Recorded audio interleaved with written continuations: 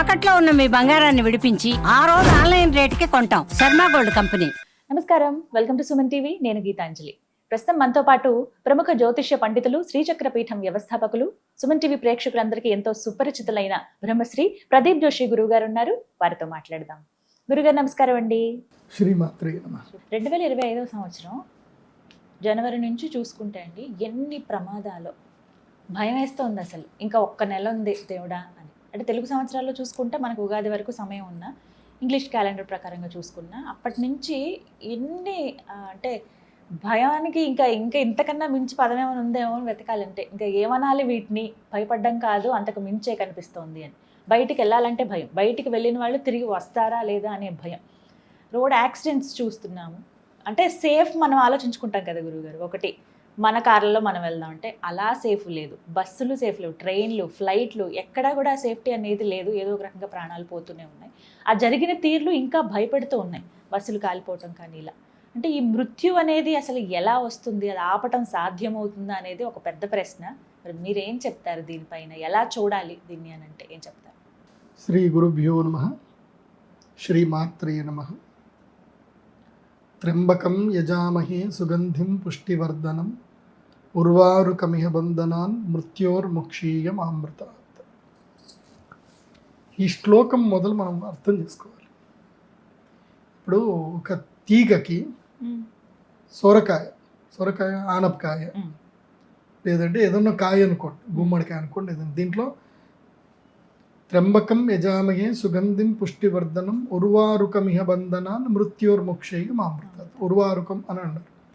అంటే ఒక ఆనపకాయ అది చెట్టుకి పువ్వు దగ్గర నుంచి అది పువ్వయ్యి తర్వాత కాయయ్యి అది పెరిగి పండయ్యి ముదిరిపోయి అది తనకు తానుగా ఆ యొక్క కొమ్మ నుంచి పెరిగి కింద పడిపోతుంది.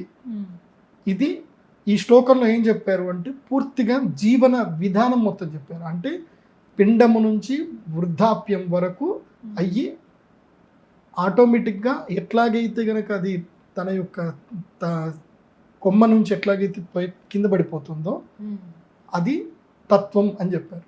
ఫస్ట్ ఇది బాగా అర్థం చేసుకోవాలి. వృక్షము నుంచి ఆనపకాయ పడిపోతుంది.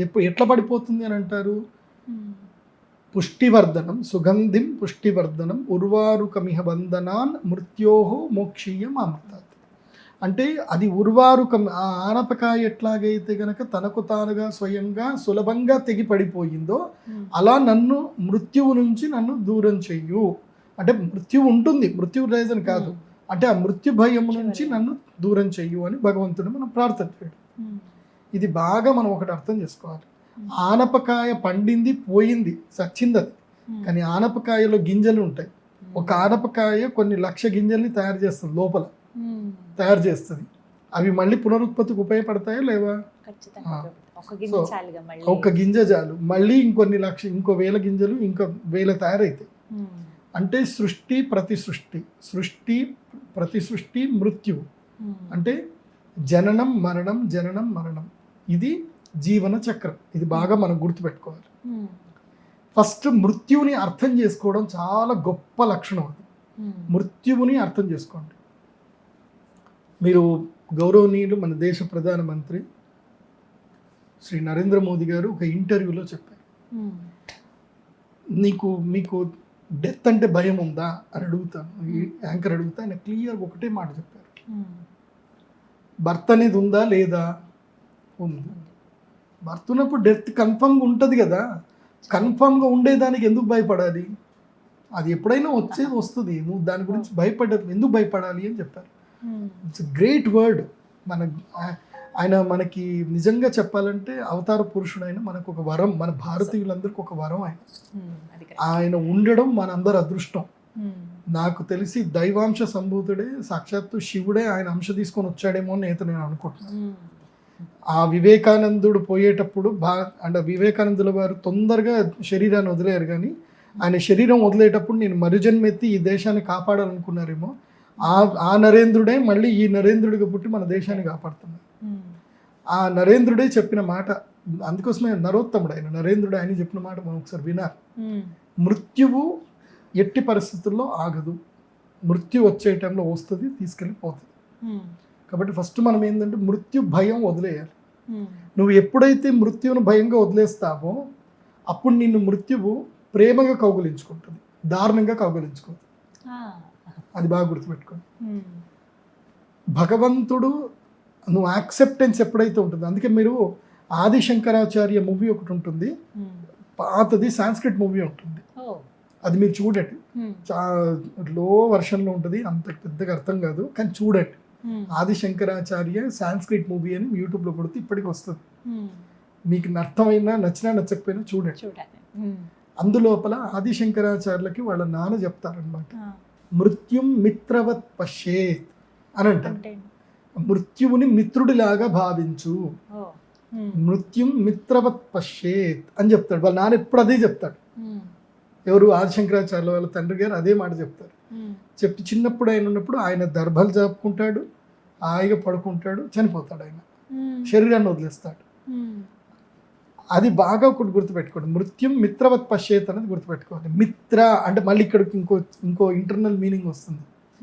మిత్ర అంటే మన యొక్క సూర్యుడి యొక్క పేర్లలో మిత్ర అనేటువంటి పేరు కూడా ఉంటుంది. అంటే సూర్యుడు ఉదయించాడు అంటే మృత్యువు కూడా ఉదయించింది అని అర్థం చేసుకో. అంటే ఎన్ని సూర్యోదయాలు అవుతుంటే నీ అంత ఆయుష్ తగ్గిపోతూ ఉంటుంది. మృత్యుం మిత్రవత్ పశ్యేత్ అంటే రోజు సూర్య ఉపాసన చెయ్యు, సూర్య ఆరాధన చెయ్యు. సో మిత్రుని స్నేహం చెయ్యు, సూర్యుడితో స్నేహం చెయ్యు, ఆరాధన చెయ్యు. ఎప్పుడు కూడా ఈ శరీరం శాశ్వతం కాదు, శాశ్వతం అన్న భావన నుంచి బయటకు రా. ఇది ఫస్ట్ పెట్టుకోవాలి. ఇది కామన్గా అందరు చెప్పేది, కానీ ఇప్పుడు నేను ఒక లాజిక్ చెప్తాను, ఇది బాగా గుర్తుపెట్టుకోండి. ఎందుకోసమంటే ప్రతి ఒక్కరికి ప్రాణం తీపి ఉంటుంది. నేను చనిపోకూడదు, నాకు కొన్ని కోరికలు ఉన్నాయి, ఈ కోరికలు తీరాలి, ఇవి జరగాలి, అవి జరగాలి. ఇంకా నేను 100 ఏళ్ళు బతికినా 1000 ఏళ్ళు బతికినా కోరికలు అయితే తీరవు. కోరికలు ఒకటి కాగానే ఒకటి పుడతానే ఉంటాయి. కానీ మనిషికి సహజ లక్షణం ఏంటంటే పోకూడదు. కానీ ఒకటి బాగా చూడండి, ఏ మనిషికైనా కొంతమంది ఉంటారు మెచ్యూర్డ్, తన వాళ్ళకేం కూడదు, తనకేమైనా పర్వాలేదు, ఇది ఒక ప్రేమ ఉంటుంది. అంటే నా ఆయుష్ పోసుకొని బతుకురా ఈ మాట అంటారు. బాగా గుర్తుపెట్టుకోండి, ఇవన్నీ కూడా క్యాలిక్యులేషన్ అవుతాయి. నా ఆయుష్ పోసుకొని బతుకురా అని ఏదైతే మనం అంటామో అది డెఫినెట్గా క్యాలిక్యులేషన్లోకి వస్తుంది. అది రాదని మాత్రం ఎప్పుడు అనుకోవద్దు. ఓకే, అస్సలు అనుకోకూడదు. అది మాట వరుస కూడా అనకండి. అంటే మీ ఆయుష్ని మీరు ధారపోస్తున్నట్టే. ఆయుష్ని ధారపోయొచ్చు, అది ఉంది, మనోధర్మంలో ఉంటుంది. అంటే మన యొక్క మనస్సంకల్ప ధర్మ ప్రకారము ఆయుష్ని మనం ధారపోయొచ్చు. కాకపోతే అది ఎలా ఉండాలంటే తీవ్రత బలంగా ఉండాలి. నీకు ఎలాంటి కోరిక లేకుండా నిస్వార్థంగా ఆయుష్ను బలంగా నువ్వు పోయగలిగితే. అందుకే కదా జ్యోతిష్ శాస్త్రంలో మేమేం చేస్తామంటే, ఒక పిల్లవాడికి మృత్యు ఉంది అనుకోండి, సుమంగళి బలం ఉన్న అమ్మాయినిచ్చి పెళ్లి చేస్తాం. మాంగళ్య బలం ఉందనుకో, వాడు చావడు. వాడి చావు దగ్గర దాకా వచ్చినా వాడు చావడు. ఎందుకోసమంటే ఆమెకి సుమంగళి బలం ఉంది, ఆమె భర్త కంపల్సరీ 80 ఏళ్ళు సుమంగళి ఉండాలని నాకు యోగం ఉంది. వీడి ఎంత దద్దాం అనుకున్నా వీడి మృత్యు దగ్గర దాకా వచ్చినా వీడేం అనదు, సుమంగళి యోగం ఉంటుంది. ఇంకొంతమంది పిల్లలు పుడతారు, పిల్లలు పుట్టిన తర్వాత ఆ పిల్లలకి తండ్రి ద్వారా వాళ్ళకి సుఖం ఉంది అని వాళ్ళ జాతకంలో ఉంటే తండ్రికి మృత్యు రాదు ఇంకా. కానీ ఒకరి వల్ల మన మృత్యు ఆగిపోతుంది, ఒకరి వల్ల మన మృత్యు వస్తుంది కూడా. ఇది బాగా గుర్తుపెట్టుకోండి. కొంతమంది ఇళ్లలో నేను చూస్తాను కదా, పిల్లవాడు పుట్టగానే తండ్రి చనిపోయాడు, పిల్లవాడు పుట్టగానే తల్లి చనిపోతుంది. రుణానుబంధే పశుపత్ని సుత ఆలయ. ఇది బాగా గుర్తుపెట్టుకోండి. ఇప్పుడు ఎందుకు మనం ఈ డిస్కషన్కి వచ్చాము అనేది, మృత్యువుని ఆపగలమా అనేది చాలా ఇంపార్టెంట్ క్వశ్చన్. ఇది అందరికీ కావాలి. ఇది అర్థం చేసుకోవాలి అనుకుంటే మీరు తప్పకుండా నేను చెప్పిన ఇది చూడాలి. ఎందుకోసం అంటే మొన్న మనకు ఒక లైవ్ ఇన్సిడెంట్ జరిగింది. ఫ్లైట్ ఎగిరింది, ఏది అహ్మదాబాద్ దగ్గర ఫ్లైట్ ఎగిరింది, కూలింది, అందరూ చనిపోయారు. ఎక్కడైతే ఫ్యూయల్ ట్యాంక్ ఉంటుందో 11A సీట్ పక్కన ఉండేటువంటి వాడు మాత్రం బతికి బయట కట్టాడు. అంత బ్లాస్ట్ అయ్యింది, సీటుతో సహా ఎగిరి పడిపోయాడు ఆయన పక్కన. అంటే ఎవరు తీసుకొచ్చి బయట పెట్టారు? వాడికి ఆయుష్ ఉంది కాబట్టి. వీళ్ళందరూ ఎవరు? నాకు ఇదే డౌట్ వచ్చింది. అప్పుడు మేము మాకు ప్రశ్న మార్గం అనే గ్రంథం ఉంటుంది. ఆ ప్రశ్న మార్గం అనే గ్రంథం ద్వారా కొన్ని ప్రశ్నలు వేస్తే కొన్నిటికి ఆన్సర్లు వస్తాయి. నాకు అడిగారు కూడా చాలామంది, అడిగి ఇలా ఎలా చనిపోతారు అందరూ, దేవుడు అనేవాడు లేడా, దేవుడు శిక్షిస్తాడా అంటే ఇప్పుడు చాలామంది ఎంతోమంది ప్రేమగా అప్పుడే పెళ్లి చేసుకున్న వాళ్ళు, అప్పుడే చంటి పిల్లాన్ని చేతిలో పెట్టుకొని పోయిన వాళ్ళు, వాడు లైఫ్ చూస్తాడనుకున్నాడు, వీళ్ళందరూ చనిపోవడం ఇదేంది విడ్డూరం కదా అంటే, అప్పుడు నేను ప్రశ్న వేస్తే నాకు తెలిసింది ఏంటంటే, ఈ కొంతమంది జీవాలు ఉంటాయి. ఇప్పుడు ఒకప్పుడు ఒక పెద్ద యుద్ధం జరిగింది అనుకుందాం. ఆ యుద్ధంలో ఈ సైనికుల యొక్క జీవాలన్నీ కూడా ఎంతో మందిని ఊచకోత కోసారు అనుకుందాం. ఆ జీవాలన్నీ మళ్ళీ పునర్జన్మెత్తి అందరూ ఒక దగ్గర కలిశారు, ఎగిరారు, పోయారు. అంటే పూర్వజన్మ, ఈ మృత్యువు ఎప్పుడు ఎట్లా వస్తుంది అంటే రుణం బట్టి వస్తుంది. చాలామంది జ్యోతిష్ శాస్త్రంలో అష్టమ భావంలో ఉంటుంది ఇది. ఎవరైనా పుట్టినా చనిపోయినా వాళ్ళు ఎందుకు పుట్టారు, వాళ్ళు ఎప్పుడు చనిపోతారు, వీళ్ళు చనిపోయారు, వీళ్ళు ఎందుకు చనిపోయారు, మళ్ళీ ఎప్పుడు పుడతారు, ఇది అష్టమ భావంలో తెలిసిపోతుంది పూర్తిగా. దానికి ప్రశ్న మార్గం అనే గ్రంథంలో ఉంటుంది, తర్వాత బృహత్పరావర శాస్త్రంలో ఉంటుంది, పరదీపికలో ఉంటుంది, అన్ని జ్యోతిష్య గ్రంథాలు ఉంటుంది. ముఖ్యంగా రావణ సంహితలో చెప్పాడు. రావణుడు మృత్యు గురించి తన జ్యోతిష్ శాస్త్ర గ్రంథంలో అష్టమ భావంలో చాలా క్షుణ్ణంగా చెప్పాడు. రావణుడికి కూడా తెలుసు తన మృత్యు ఎప్పుడు వస్తుందో తనకు తెలుసు, తన గ్రంథంలో ఉంది అక్కడ. కాబట్టి ఇక్కడ మనం ఒక్కటి మృత్యువును మనం గెలవచ్చా అంటే ఒక విధంగా గెలవచ్చు. ఎలా గెలవచ్చు? ఒకటి పుణ్యబలంతో గెలవచ్చు. పుణ్యబలం, నీకు పుణ్యబలం ఎంత పెంచుకుంటూ ఉంటే బతకొచ్చు. ఇంకోటి రుణబలంతో కూడా బతకొచ్చు. రుణం, నువ్వు బతకాలి అని ఎవరైనా కోరుకున్నారంటే నువ్వు బతకడం వల్ల చాలా మందికి బతుకు వస్తుంది అన్నప్పుడు కూడా నీకు మృత్యు రాదు. కొంతమంది కోరుకుంటారు మీరు బాగుండాలి, మీతో పాటు 10 మంది బాగుంటారు అని అంటారు కదా. అంటే తల్లివేరు పోతే పిల్లవేరులని చచ్చిపోతాయి. అట్లాగే నువ్వు సమాజానికి తల్లివేరుగా ఉన్నప్పుడు నీకు మధ్యలో మృత్యు గండం ఉన్నా సరే ఆ ఆశీర్వాద బలం నిన్ను కాపాడుతుంది. ఒకటి బాగా గుర్తుపెట్టుకోండి, మనకి ప్రపంచంలో మనల్ని మృత్యువు నుంచి కాపాడేటివి 3 ఉంటాయి. ఏమిటి? 3 ఉంటాయి. ఒకటి దైవ ఆరాధన, దైవ బలం, నిత్య దైవారాధన, నిత్య దైవ బలం. ఇది నంబర్ 1. ఇది నీకు స్వకీయంగా నీకు బలాన్ని ఇస్తుంది. రెండవది ఆశీర్వాద బలం. ఆశీర్వాద బలం, ఎవరైనా పెద్దవాళ్ళ దగ్గర పండితులు కనబడ్డారు, నిర్మోహమాటంగా వంగి వాళ్ళకి నమస్కారం చెయ్యాలి. అంటే వాళ్ళ దగ్గర పాండిత్యం ఉంది, వాళ్ళ దగ్గర జ్ఞానం ఉంది అని నీకు అనిపిస్తే అహంకారం లేకుండా వాళ్ళకి నమస్కారం చేయాలి. వాళ్ళు ఆశీర్వాదం ఇస్తారు కదా, అది నీకు అది అకౌంట్లో పడిపోతుంది. వితౌట్ 1 NP లేకుండా నీ అకౌంట్లో పడిపోతుంది ఆశీర్వాద బలం. సో నీకు జగదంబ అనుగ్రహం కలుగును కాక అని అంటే నీకు అనుగ్రహం వచ్చేస్తుంది. ఎందుకోసమంటే కొంతమంది మహానుభావులు ఉంటారు, పుణ్యాత్ములు ఉంటారు, వాళ్ళకి వాక్సిద్ధి ఉంటుంది.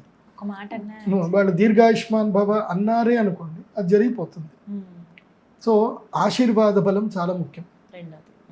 ఆశీర్వాదం కూడా ఫస్ట్ ప్రియారిటీ ఎవరి దగ్గర నుంచి పొందాలో తెలుసా? నేను ఇందాక గురువులు అన్ఎక్స్పెక్టెడ్ కనబడే వాళ్ళు, ఆ తర్వాత మన ఇంట్లోనే ఉంటుంది, మనకు తెలియదు. మన ఇంట్లో మనకు ఒక పెద్ద లక్కీ లెటర్ ఉంటుంది, మన ఇంట్లో ఒక పెద్ద లైఫ్ లైన్ ఉంటుంది, అది చాలా మందికి తెలియదు. మన ఇంట్లోనే ఉంటుంది ఆ లైఫ్ లైన్, తెలుసా? మనం 100 ఏళ్ళు బతికే లైఫ్ లైన్ మన ఇంట్లోనే ఉంటుంది, కానీ చాలా మందికి ఆ ఎనర్జీ తెలియదు. అమ్మ కాళ్ళు, అమ్మ జీవం ఇచ్చిందే అమ్మ కదా, జీవానికి కారణం అమ్మ కదా.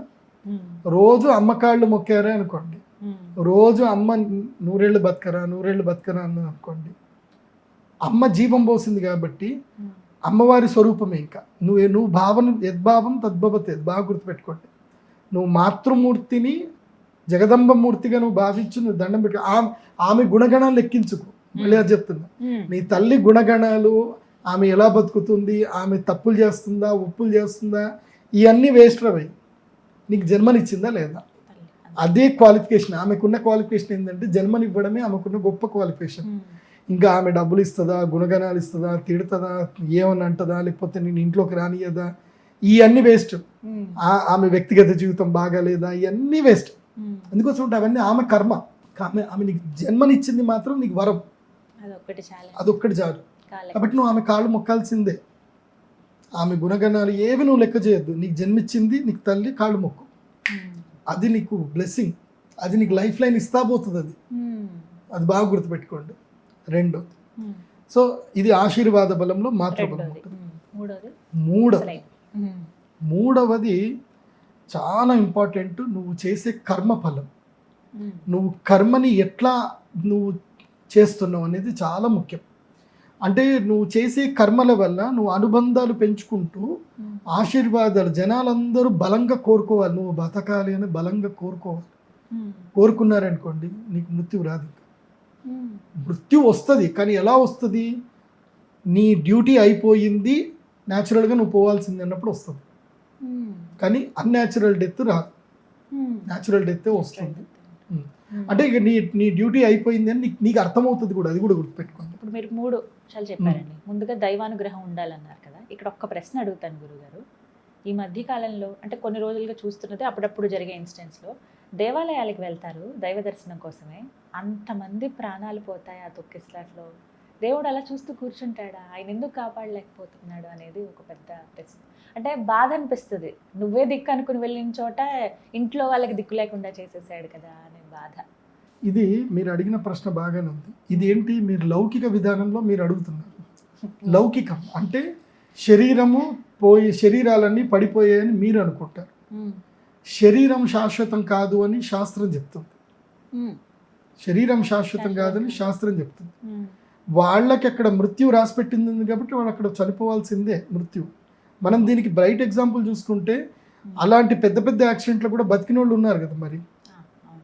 ఇందాక చెప్పినట్టుగా చిన్న దెబ్బ దాకి చనిపోయిన వాళ్ళు ఉన్నారు, పెద్ద పెద్ద దెబ్బలు దాకిన బతికిన వాళ్ళు ఉన్నారు కదా. ఇప్పుడు కేదార్నాథ్లో ఇన్సిడెంట్ జరిగినప్పుడు కొన్ని లక్షల మంది చనిపోయారు, కానీ అన్నము ఆహారం లేకుండా ఒక చంటి పిల్లాడు బతుకున్నాడు తెలుసా. ఒకటి అది కూడా ఇన్సిడెంట్ జరిగింది. అసలు అది ఇప్పటికి miracle. బద్రీనాథ్లో ఇంకొక ఇన్సిడెంట్ ఉంది. బద్రీనాథ్లో మంచు ఏదైతే జరిగినప్పుడు ఆ దేవాలయం, అంటే ఇప్పుడు కాదు, 60s 70s ఆ టైంలో, ఉమ్, అప్పట్లో మొబైల్స్ లేవు, టెక్నాలజీ లేదు, ఏమీ లేదు. అప్పట్లో చాలామంది కాలినడకన బద్రీనాథ్ క్షేత్రంకి వెళ్ళేవాళ్ళు. ఆ, ఆ బద్రీనాథ్ క్షేత్రము దీపావళి రోజు హారతి కంప్లీట్ చేసుకొని దీపం పెట్టేసి ఇంక డోర్ క్లోజ్ చేశారంటే ఇంక అందరూ వచ్చేస్తారు, ఉమ్, అక్కడ ఎవరు ఉండరు. ఉమ్, అలాంటిది ఒక చిన్న పిల్లాడు ఆ గుళ్ళోని అక్కడనే ఉండిపోయాడు, ఆ, ఎవరు చూడలేదు, వాడు అక్కడ ఉన్నట్టు ఎవరు చూడలేదు. ఆ, ఇటు వచ్చేసారు. వచ్చేసిన తర్వాత 6 నెలల తర్వాత గుడి ఓపెన్ చేశారు. అప్పటిదాకా ఎవరు లేరు, మొత్తం మంచు పడింది, అన్ని పడింది. ఉమ్, కానీ 6 నెలలు ఆ పిల్లవాడు బతికున్నాడు, కడుపు నిండా భోజనం చేశాడు. ప్రతిరోజు ఒక ఆయన వస్తాడు, నాకు భోజనం పెట్టాడు, వెళ్ళాడు. వా, రోజు సాక్షాత్ బ్రహ్మదేవుల వారు వచ్చి బద్రీనాథ్ క్షేత్రంలో పూజ చేసి వెళ్తారు. వాడికి ఆయుష్ ఉంది కాబట్టి బ్రహ్మదేవుడు వాడిని కాపాడాడు. ఉమ్, ఆ పిల్లవాడు ఎవరో కాదు, సాక్షాత్ మేము ఆ పిల్లవాడు మా ఉత్తరాది మఠానికి సంబంధించిన పిల్లవాడు ఆయన. ఉమ్, ఆయన మా మఠానికి సంబంధించి ఒక గొప్ప మహా పండితులు ఆయన భగవద్ దర్శనం, సాక్షాత్ భగవద్ దర్శనం అయింది ఆయనకి. బట్ అదృష్టం అండి అసలు. ఇలా కూడా ఉంటాయి. ఉమ్, చాలా జరుగుతాయండి. ఎందుకు, నా జీవితంలో నాకు చాలా అనుభవాలు జరిగాయి. నాకు ఓ, నేను ఒకటే చెప్తాను, మీకు ఎప్పుడైనా మృత్యు రాకూడదు, మీకు బతకాలి, మీకు ఏది రాకూడదు అని అంటే మీరు దైవారాధన చేస్తే దేవుడు మీకు ఎప్పుడైనా మీరు బయటకు వెళ్ళేటప్పుడు మీకు 3 సిమ్టమ్స్ పక్కా వస్తాయి, ఉమ్, సిగ్నల్ ఇస్తారు. ఆ, అయితే నువ్వు పోయే పనికి ఎవరైనా ఒకరు మధ్యలో ఆగి వద్దు, శకునాలు ఇస్తారు. దీన్ని శకున శాస్త్రం అంటారు. ఉమ్, ఎవరైనా వద్దు అని అనడము, ఆగిపో అని చెప్పడము, ఇవి వస్తాయి. లేదు అంటే నీకు ఎడమ కన్ను అదరడము, లేకపోతే శరీరం అదరడము, ఉమ్, ఇది ఒకటి సిమ్టమ్ వస్తుంది. ఉమ్, లేదా కాళ్ళు పిక్కలు పట్టుకుంటాయి, ఉమ్, ఒక్కొక్కసారి నడుస్తూ ఉంటావు పిక్కలు పట్టుకున్నాయి అనుకోండి, ఎస్ నువ్వు వెళ్ళకూడదు వెళ్ళొద్దనడానికి సంకేతం. సంకేతం. శరీరంలో ఎక్కడైనా ఘాతకము ఏదైనా జరిగింది అని వెళ్ళొద్దు అని అర్థం. ఉమ్, ఇప్పుడు ఉదాహరణకి నువ్వు వెళ్ళాల్సిన ఫ్లైటో బస్సో ఏదో ఒకటి నువ్వు టైంకి క్యాచ్ చేయలేకపోయావు, క్యాన్సిల్ అయింది. ఉమ్, హడావిడి పడకు, మంచి జరిగింది, ఏ జరిగినా అనుకో. మంచి జరిగింది అన్న ఒక భావనలోకి రా, నీకు మంచి జరుగుతుంది. ఉమ్, ఇంకోటి బాగా గుర్తుపెట్టుకోండి, ఇంట్లో నుంచి ఎప్పుడైనా ఫ్యామిలీ అందరూ కలిసి వెళ్ళేటప్పుడు, టూర్లకు వెళ్ళేటప్పుడు కుటుంబ సభ్యులు ఎవరైతే కుటుంబ పెద్దలు ఎవరైతే ఉన్నారో అందరూ ఒకటేసారి గడప దాటకూడదు. ప్రతి ఒక్కరు కూడా గడప, ఇప్పుడు తండ్రి ఇప్పుడు డ్రైవింగ్ చేస్తున్నాడు ఆయన ముందుగానే పోయి కార్లో ఏమైనా ఉంటే అరేంజ్మెంట్స్ అన్ని చేసుకుంటూ ఉండాలి. నెక్స్ట్ పిల్లలు వాళ్ళు గడప దాటాలి. ఒకే నక్షత్రంలో పుట్టినటువంటి వాళ్ళు ఒకేసారి గడప దాటకూడదు. ఇది ఒకటి బాగా గుర్తుపెట్టుకోండి. జ్యేష్ఠ నక్షత్రమైనా, మూలా నక్షత్రమైనా, ఆశ్లేష నక్షత్రమైనా, రేవతి అయినా, ఆరుద్ర అయినా, ఈ 5 నక్షత్రాలు చాలా కీలకం. ఈ నక్షత్రాల్లో పుట్టిన తండ్రి కొడుకులు కానీ, తల్లి కూతుళ్ళు కానీ, లేదంటే తండ్రి కూతుళ్ళు కానీ ఒకేసారి గడప దాటకూడదు. సింపుల్ చెప్పాలంటే ఇంట్లో ఏక నక్షత్రంలో పుట్టినటువంటి వాళ్ళు ఒకేసారి గడప దాటకూడదు. ఒకళ్ళు దాటిన కనీసం 12 నిమిషాల తర్వాత ఇంకోళ్ళు గడప దాటాలి. అప్పుడు వీళ్ళిద్దరు ఆ టైం ల్యాప్స్ అయిపోతుంది, అక్కడికి ఇదైపోతుంది. కాబట్టి నీకు మృత్యు ఉన్నా సరే వీళ్ళకి మృత్యు రాదు. వాళ్ళ మృత్యువు లేకుండా సంకేతాలు ఉంటాయి. సింపుల్, చాలా జరుగుతాయిలేండి. అంటే చిన్న చిన్న అయితే మనం పట్టించుకుంటాం, నల్ల పిల్లి ఎదురు వచ్చిందని, తుమ్ము వచ్చిందని, ఇలాంటివి అయితే ఆగి వెళ్ళటం అలా చేస్తూ ఉంటాం. కొంచెం మంచినీళ్ళు తాగి వెళ్ళండి అని మళ్ళీ ఇంటికి వెళ్ళి కూర్చుంటాం, ఇలాంటివి చేస్తూ ఉంటాం. కుక్కలు ఏడవద్దు. మనం ఎప్పుడైనా బయటకు పోయేటప్పుడు కుక్కలు ఏమైనా ఏడ్చాయనుకోండి, అది కూడా మంచిది కాదు. సో మనకి సింపుల్గా దేవుడు ఒక సిమ్టమ్ ఇచ్చేస్తాడు, ఒరే ఎల్లకు అని మనకి శకునం వస్తుంది. శకునం వచ్చినా మనం వెళ్ళాము అంటే మాత్రం మనం అయిపోయినట్టు. ఎందుకోసం అంటే ప్రతి మనిషికి జీవితంలో 3 సార్లు మృత్యు ఉంటుంది, గండం ఉంటుంది. ప్రతి ఒక్కరికి 3 సార్లు గండం ఉంటుంది. రేర్ ఫ్యాక్టర్లో 100లో 10 మందికి మాత్రం పూర్ణాయుష్ ఉంటుంది. కానీ ప్రతి ఒక్కరికి 3 ఛాన్సులు దేవుడు ఇస్తాడు ఎస్కేప్, మంచి ఎగ్జిట్ అవ్వడానికి ఉంటుంది. సో చిన్నప్పుడు ఈ వాహన గండాలు అంటే 1వ ఏట నుంచి 15వ ఏట వరకు ఒకటి ఉంటుంది, 15వ ఏట నుంచి 30 ఏటకు ఒకటి ఉంటుంది, 30 నుంచి 60 ఏళ్ళకి ఒకటి ఉంటుంది. ఈ మధ్యలో గండం ఎప్పుడుంది అనేది మాత్రం ఓన్లీ దశ అంతర్దశల్లో మాత్రమే మనకు తెలుస్తాయి. అందుకోసమే నా దగ్గరికి వచ్చినప్పుడు ఏం చేస్తానంటే, ఇప్పుడంతా మేమంతా అడ్వాన్స్ అయిపోయాం. నా దగ్గర జ్యోతిష్యం అని చెప్పుకుంటే వాళ్ళకి గూగుల్ డ్రైవ్లో వాళ్ళ ఫోల్డర్ పెట్టేస్తాం, వాళ్ళ జాతకం పెట్టేస్తాం. నేను ఎస్ పెన్ తీసుకొని వాళ్ళకి టిక్ చేసి పెట్టేస్తాను, రెడ్ మార్క్ చేసి పెడతాను. రెడ్ మార్క్ బ్రాకెట్ చేసి పెట్టాను అంటే డేట్తో సహా బ్రాకెట్ చేసి పెడతా. ఈ టైంలో నువ్వు ఎక్కడికి వెళ్ళొద్దు, ఈ టైంలో ఇంట్లో కూర్చో, దైవారాధన చెయ్యు, అంతే. కారు నడిపియొద్దు, బైక్ నడిపియొద్దు అంటే నడిపివద్దు, అంతే. ఇది బ్యాడ్ టైం అంటే అది బ్యాడ్ టైం, ఇది గుడ్ టైం అంటే అది గుడ్ టైం.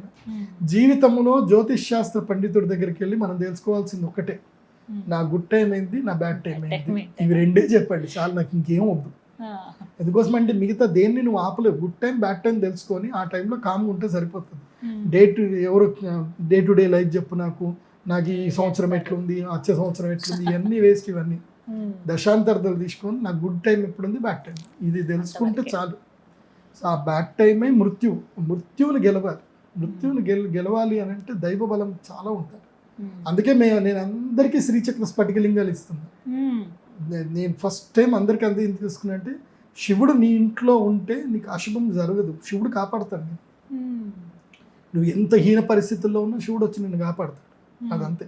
ఒకటి గుర్తుపెట్టుకోవాలి, ఆయన స్మరించుకుంటే చాలు. నిత్యం స్మరించవలసినటువంటి మంత్రం కానీ ఏదైనా ఉంటుందండి ప్రయాణాలకు వెళ్ళేటప్పుడు ఈ శ్లోకం చదువుకోవాలి. వనమాలి గదీశాంకి శంకీ చక్రీ చనందకి శ్రీమాన్ నారాయణో విష్ణుర్ వాసుదేవో విరక్షతి. ఇది 3 సార్లు చదువుకొని బయలుదేరాలి, ఎప్పుడు బయలుదేరినా. తర్వాత ఇది ఒకటి చెప్పాలి మీకు ఈ స్టోరీ కూడా. అంటే ప్రయాణంలో మనకి మృత్యు భయం రావద్దు అని అంటే ఏ శ్లోకము ప్రయాణంలో చదవాలి అంటే, భయం వేసినప్పుడు ఏది చదువుకోవాలి అనేది ఒకటి గాథ ఉంది. పూర్వము సత్యధ్యాన తీర్థులు అని మహాస్వామి వారు ఉత్తరాది మఠంలో ఉండేవారు. ఆయన సాక్షాత్తు లక్ష్మీ నరసింహస్వామి లాగా ఉగ్ర రూపంలో ఉండేవాళ్ళు అనమాట, సత్యధ్యాన తీర్థులు. ఆయన అడవిలో బయలుదేరేటప్పుడు దొంగల భయం విపరీతంగా ఉండేది. అప్పట్లో దొంగల భయం చాలా ఉండేది. వెళ్ళేటప్పుడు ఆయన ఒక మంత్రం చెప్పారు. ఏమని పోయేటప్పుడు శిష్యులందరూ భయపడిపోతున్నారు, వాళ్ళ దగ్గర బంగారాలు ఉన్నాయి, అన్నీ ఉన్నాయి, శిష్యులందరూ భయపడిపోతుంటే అప్పుడు ఆయన నవ్వుతూ ఒకటే మాట అన్నారు, ఈ శ్లోకం చెప్పండి మీరు అంటే, సరే అంటే, అగ్రతో నారసింహస్తు పృష్ఠతో గోపీనందన ఉభయోహో పార్శ్వయోరాస్తాం సశరౌ రామలక్ష్మణం. ఈ శ్లోకాన్ని అందరూ కూడా స్మరించండి అని అన్నారు. అందరూ ఆ శ్లోకాన్ని స్మరించారు. వాళ్ళకి శ్లోకార్థాలు కూడా పెద్దగా తెలియదు, కానీ ఆయన మహాస్వామి కదా, ఆయన ఆ మాట అన్నారు కాబట్టి వాళ్ళు హాయిగా నడుచుకుంటూ వెళుతున్నారు. దొంగలు వచ్చారు, చూసి భయపడుతున్నారు ముందు. ముందు సింహం వస్తుంది ఏంది, ఆ సింహం పెట్టుకుని నడుస్తుంది ఏంది వీళ్ళు అని వాళ్ళు అనుకుంటున్నారు. ఆ, వీళ్ళకి కనిపించట్లేదు, వాళ్ళకి కనిపిస్తుంది సింహం ముందు. ఆ. అగ్రతో నారసింహస్తు పృష్ఠతో గోపినందన, వెనక కృష్ణుడు నడుస్తున్నాడు, ఇటు పక్కన అటు పక్కన రామలక్ష్మణుడు ఇద్దరు నడుస్తున్నారు, ఓ. సశరవు రామలక్ష్మణుడు ఇద్దరు నడుస్తున్నారట. ఉమ్, సో వాళ్ళకి కనిపిస్తున్నారు. అప్పుడు ఇదంతా జరిగింది. స్వామివారిని అడిగారట, స్వామి మేము రోజు రామసేవ చేస్తున్నాము, రోజు ఇంత భక్తితో ఉన్నాము, మీరు చెప్పిన శ్లోకానికి మాకు భగవంతుడు కనపడాలి కానీ రక్షించిన భగవంతుడు మా కోసం వచ్చి వాళ్ళకి భగవద్ దర్శనం అవ్వడం ఏంది స్వామి అని అంటే, ఆ, అప్పుడు స్వామివారు నవ్వుతూ అన్నారట, కర్మఫల రీత్యా వాళ్ళు దొంగలు, వాళ్ళకి భగవద్ దర్శనం అయ్యే యోగం ఉంది కాబట్టి వాళ్ళ భగవద్ దర్శనం అయ్యింది, రేపటితో వాళ్ళకి మృత్యు వచ్చేస్తుంది అని అంటారు. ఓ. నెక్స్ట్ డే వాళ్ళకి సేమ్ అదే మృత్యు కూడా వచ్చేసింది. ఉమ్, అంటే భగవంతుడి దర్శనం అయ్యే యోగం ఉన్నప్పుడు నువ్వు ఏ కర్మలో ఉన్నా ఎలా ఉన్నా భగవద్ దర్శనం అయిపోతుంది. దేవుడు నేను కాపాడాలి అని నువ్వు స్మరిస్తే దేవుడు నేను కాపాడతాడు. కాపాడతారు ఖచ్చితంగా. గొప్ప గొప్ప మహానుభావుల యొక్క చరిత్రలు మనం తెలుసుకుని మన శరీరంలో ఆ శక్తిని కనుక మనం దాచిపెట్టుకుంటే అద్భుతాలు జరుగుతాయి. చాలా రాఘవేంద్ర చెప్పారు. స్వామి వారి చరిత్ర ఉంది, చాలా ఉన్నాయి. అద్భుతాలే అన్నీ కూడా చక్కగా వివరించారు గురుగారు. ధన్యవాదాలండి.